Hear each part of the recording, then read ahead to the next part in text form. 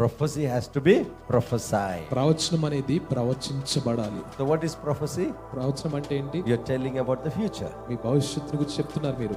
You are the prophet of your own life. మీ సొంత జీవితానికి మీరే ప్రవక్త అయి ఉన్నారు. You are the prophet. మీరే ప్రవక్త. What are you to prophesy? మీరు ఏం ప్రవచించాలి? Don't prophesy what you see. మీరు ఏం చూస్తున్నారు దాన్ని ప్రవచించండి. Prophesy what you want to see. మీరు ఏం చూడాలనుకుంటున్నారు దాన్ని మీరు ప్రవచించండి. About your life, మీ జీవితం నిమిత్తం, family life, మీ కుటుంబ జీవితం, about your children, మీ పిల్లల గురించి, about your job, మీ ఉద్యోగం about గురించి, your business, మీ వ్యాపారం, about everything that is concerning you. మీకు సంబంధించిన సమస్తమును గురించి Prophesy. ప్రవచించండి. Prophesy. ప్రవచించండి. Speak out. బయటికి పలకండి.